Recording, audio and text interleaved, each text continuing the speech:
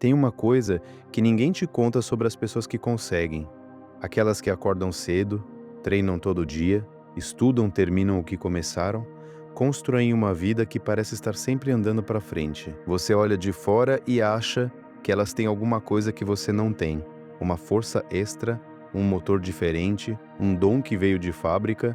A verdade é outra. Elas não têm nada disso. Elas só descobriram uma coisa simples que a maioria das pessoas ainda não entendeu. Quantas vezes essa semana você disse para você mesma: amanhã eu começo a dieta, amanhã eu começo a caminhada, amanhã eu começo aquele curso que está parado há meses, amanhã eu organizo a casa, amanhã eu volto a estudar, e amanhã vira a semana que vem vira o mês que vem vira o ano que vem.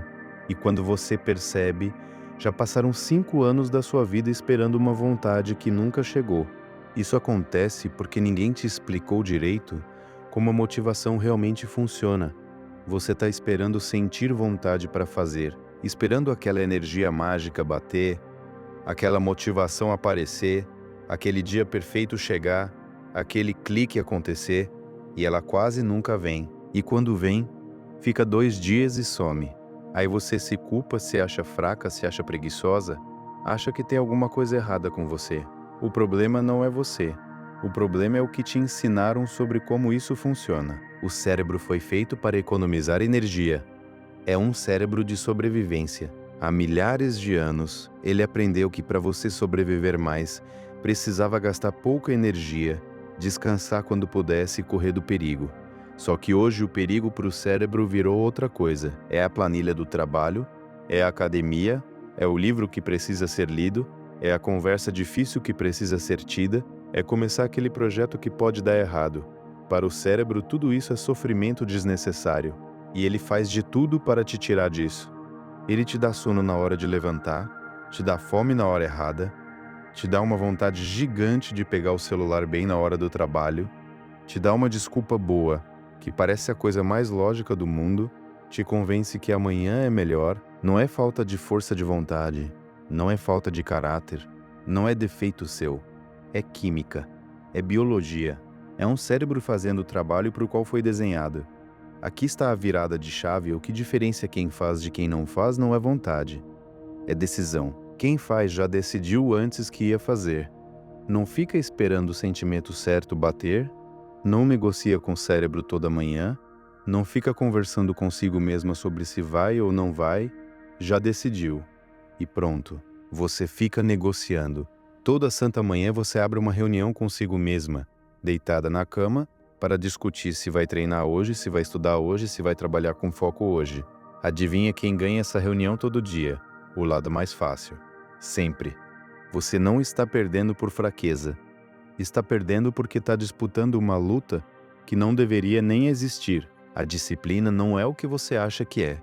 Você provavelmente acha que a pessoa disciplinada acorda às 5 da manhã animada, vai para a academia sorrindo, estuda 4 horas seguidas com prazer, come bem com gosto, trabalha 8 horas focada sem desviar, que ela tem um superpoder de gostar do que a maioria odeia. Isso não é verdade. A pessoa disciplinada também tem preguiça, também queria ficar mais um pouco na cama, também queria comer aquele pacote inteiro de bolacha recheada, também queria deixar para amanhã. A diferença é que ela faz mesmo assim.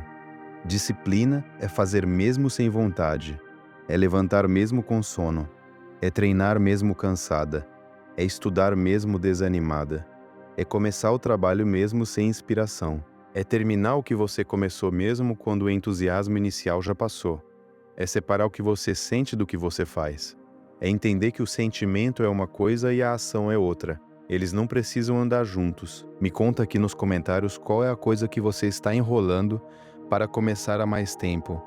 Aquela que você sabe que vai mudar a sua vida, mas você continua esperando o dia certo. Eu leio cada comentário. Se você só fizer o que está com vontade, a sua vida vai ser uma vida pequena. Uma vida do tamanho da sua vontade. E a vontade muda toda hora. Muda com o tempo, muda com o que você comeu, muda com a noite mal dormida, muda com a notícia ruim que você viu no celular. Construir uma vida sólida em cima de uma coisa que muda toda hora é como construir uma casa em cima de areia molhada. Você precisa construir em cima de uma coisa firme, e essa coisa firme é a decisão. A verdade que muda a vida de muita gente é essa: a vontade vem depois. Você acha que primeiro vem a vontade e depois vem a ação. Completamente errado. Ao contrário, primeiro vem a ação. A vontade vem depois, no meio do caminho. Às vezes ela nem aparece e tá tudo bem. Você já fez, o resultado tá lá. Não importa se estava com vontade ou não. Quantas vezes você foi para a academia arrastada, achando que isso ia ser horrível, e quando saiu estava se sentindo ótima, leve, com energia? Quantas vezes começou um trabalho com preguiça e quando se deu conta estava completamente envolvida? A ação puxa o sentimento, não o contrário. Quem fica esperando o sentimento puxar a ação fica parado a vida inteira. Você não precisa querer, você precisa começar. Essa frase, se você prestar atenção de verdade nela, muda absolutamente tudo. Você não precisa querer ir para a academia. Precisa calçar o tênis e sair pela porta. Não precisa querer estudar. Precisa abrir o livro e ler a primeira página. Não precisa querer trabalhar. Precisa sentar na cadeira e abrir o computador. A vontade vem depois do começo, não antes. E quando você para de esperar por ela para começar, o jogo muda completamente. Existe algo sobre a negociação consigo mesma que é importante nomear porque é onde a maioria das pessoas perde sem perceber. Quando você acorda de manhã e começa a negociar se vai ou não vai fazer o que planejou, você já perdeu, porque a negociação acontece num estado em que você está cansada, com sono, desconfortável. E nesse estado, o argumento mais convincente sempre vai ser o que te mantém deitada. A solução não é ter mais força de vontade nesse momento, é nunca negociar nesse momento. Existe algo sobre o ciclo de esperar pela vontade que tem um custo emocional que vai além das coisas não feitas. Cada vez que você decide que vai começar amanhã, uma parte pequena de você percebe que provavelmente não vai, e essa percepção repetida ao longo do tempo vai construindo uma narrativa interna. Sou alguém que não cumpre o que promete. E quando essa narrativa se instala, fica muito mais difícil começar qualquer coisa nova, porque o histórico diz que você vai desistir. O ciclo se alimenta a si mesmo. A negociação matinal com você mesma tem uma mecânica específica que é importante entender para interrompê-la. Quando você está acordando, o cérebro está num estado de alta resistência a qualquer esforço. A glicose está baixa, o cortisol ainda está subindo. Os sistemas de recompensa imediata têm vantagem sobre os de planejamento de longo prazo. Nesse estado, o argumento mais convincente sempre vai ser o que te mantém na zona de conforto. Não porque você é fraca, porque o sistema nervoso naquele momento específico não tem recursos para superar a resistência do cérebro primitivo. Existe algo sobre a decisão tomada antecipadamente que tem um efeito psicológico diferente da decisão tomada no momento. Quando você decide na véspera, com clareza, que vai fazer determinada coisa, está criando um compromisso com uma versão de você que estava num estado diferente, em um estado mais racional, mais descansado, mais capaz de ver além do momento imediato. E quando acorda e o cérebro começa a negociar, você pode responder a ele: isso não é uma decisão que estou tomando agora, é uma decisão que já tomei. E já tomar uma decisão tem um peso moral diferente de estar tomando. A questão do ambiente preparado tem um impacto que vai além da conveniência. Quando você deixa o tênis do lado da cama, está reduzindo a fricção entre você e a ação desejada. Cada obstáculo removido entre você e a tarefa aumenta a probabilidade dela acontecer. E cada obstáculo adicionado entre você e as distrações diminui a probabilidade de você ceder a elas. Design de comportamento não é sobre força de vontade. É sobre criar condições para que o comportamento que você quer ter seja o comportamento de menor resistência. A relação entre identidade e ação é um dos pontos menos discutidos e mais importantes da construção de disciplina. Quando você age de forma consistente com quem quer se tornar, mesmo que em escala mínima, está depositando evidência dessa identidade. Com evidências suficientes, o cérebro começa a reconhecer esse comportamento como parte de quem você é. E o que é parte de quem você é acontece com muito menos esforço do que o que você está tentando forçar a fazer. Você não age porque já é disciplinada. Você se torna disciplinada porque age, repetidamente, mesmo sem querer. Existe algo sobre os primeiros 7 dias que merece atenção especial.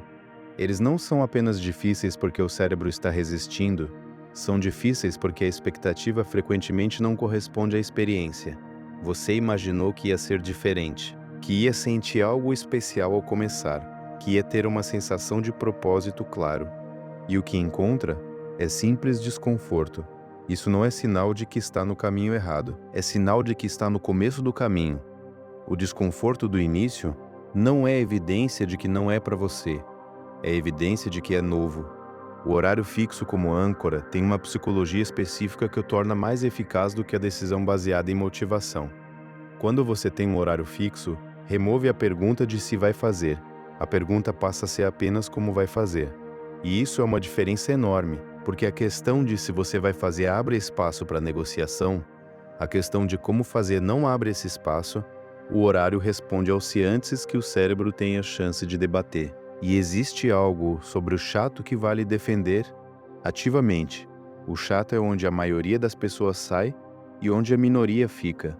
O chato é onde a consistência vive, o chato é onde a vida se constrói, fora dos holofotes, fora das histórias inspiradoras, fora das fotos de antes e depois. É o treino de terça-feira sem nenhum motivo especial para ser terça-feira. É o estudo de uma quinta-feira à noite quando poderia estar fazendo outra coisa. Quem aprende a habitar o chato com conforto, quem para de esperar que cada sessão seja especial ou motivadora, está construindo com material que dura. Existe algo sobre a relação entre ação e motivação que vai contra o que a maioria das pessoas aprendeu intuitivamente. A ideia de que você precisa estar motivada para agir, que o sentimento precede o comportamento, é tão difundida que parece óbvia, mas a psicologia comportamental mostra consistentemente o oposto. O comportamento frequentemente precede e cria o estado emocional, não o contrário. A motivação que você sente depois de começar é gerada pelo próprio começo.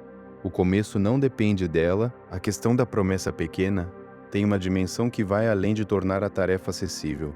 Ela muda o critério de sucesso. Quando você promete uma hora de academia e faz 20 minutos, sente que falhou. Quando você promete 10 minutos e faz 20, sente que superou. A sensação de ter cumprido o que prometeu é um dos combustíveis mais confiáveis para continuar. E construir um histórico de promessas cumpridas, mesmo que sejam pequenas, cria uma base de autoconfiança que promessas grandes e não cumpridas nunca criam.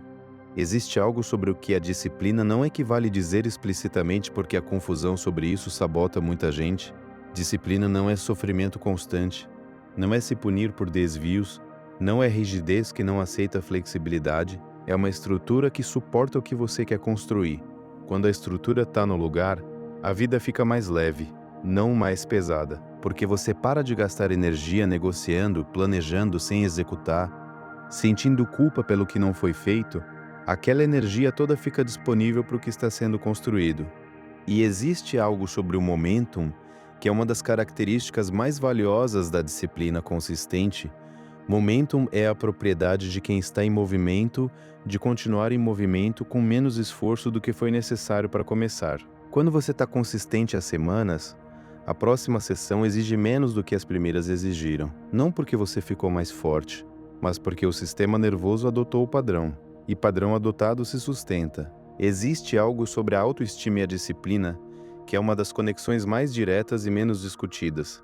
Quando você cumpre o que decide, mesmo que seja pequeno, está enviando uma mensagem interna. Posso confiar em mim. Quando não cumpre, a mensagem é o oposto.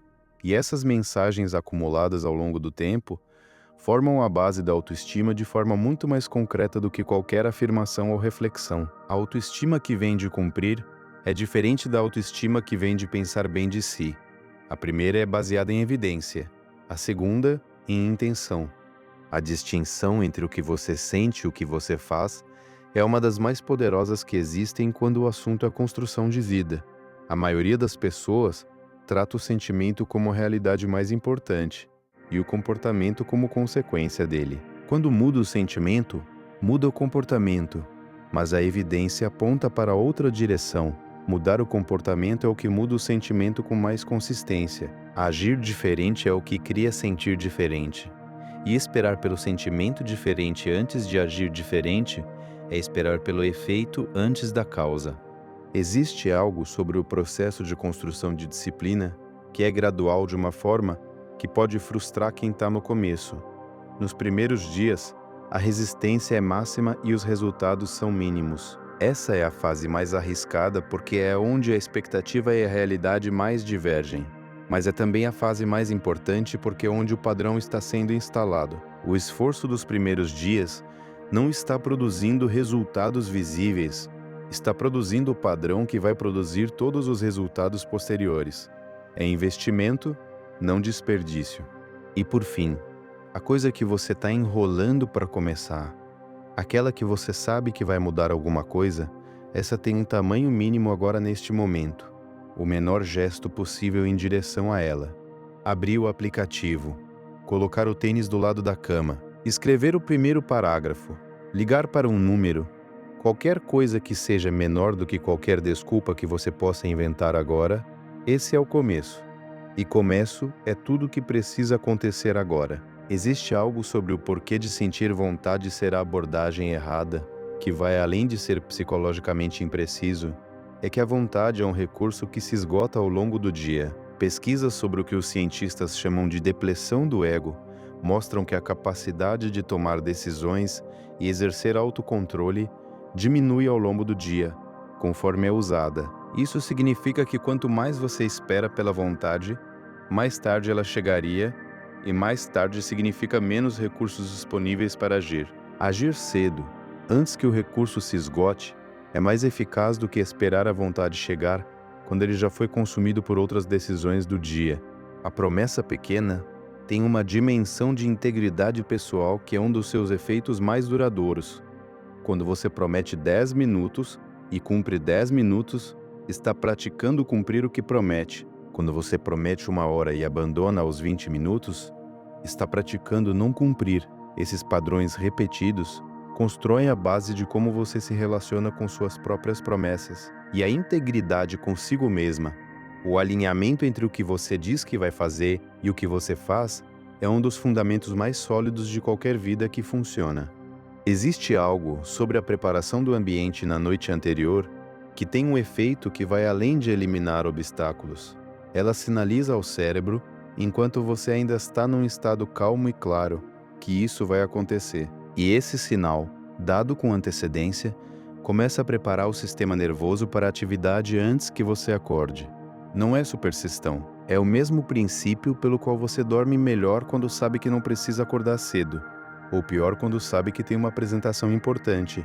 A antecipação muda o estado. O horário fixo tem uma dimensão que é importante para quem está começando. Ele remove a decisão de quando. Quando você ainda está decidindo quando vai fazer, está consumindo o mesmo recurso que vai precisar para fazer. Cada decisão, por menor que seja, gasta o recurso de decisão. E o recurso de decisão, como já vimos, é finito e se esgota ao longo do dia. Quando o horário já está decidido, você remove essa decisão da pilha, e a energia que teria ido para decidir quando agora fica disponível para fazer. Existe algo sobre os primeiros 7 dias que é mais específico do que apenas ser difícil. É o período em que o comportamento novo compete com o comportamento antigo no nível neurológico. Enquanto a conexão neural do novo hábito ainda é fraca, a conexão do comportamento antigo, que é mais forte pelo simples fato de ter sido mais praticada, tem vantagem. Com cada repetição do novo comportamento, a conexão nova fica um pouco mais forte, e depois de dias suficientes de repetição, ela começa a ter mais força do que a antiga. Esse é o mecanismo concreto por trás dos 30 dias. A voz que negocia no momento da fraqueza tem uma característica específica que é útil: conhecer.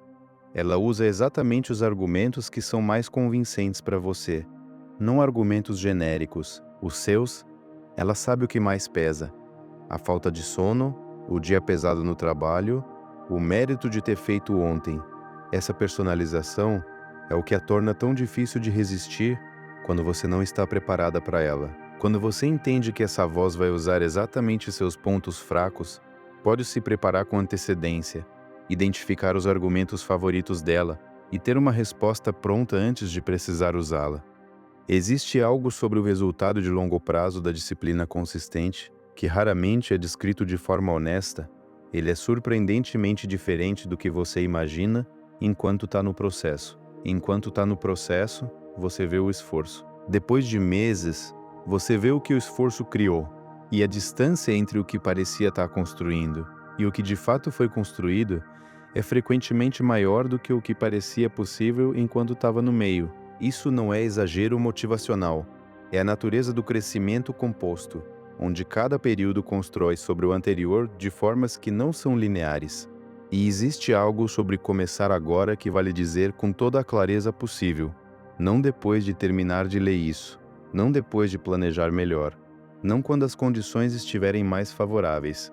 Agora, com o que você tem, do jeito que é possível agora, a menor ação possível em direção ao que você sabe que precisa fazer, porque cada momento que passa esperando é outro momento em que o padrão antigo continua operando, e o padrão antigo não vai mudar esperando por você para mudar. Existe algo sobre a frase, você não precisa querer, você precisa começar, que vai além de ser um conselho prático. É uma inversão de uma crença profunda sobre como a mudança funciona. A maioria das pessoas acredita que mudança começa de dentro para fora.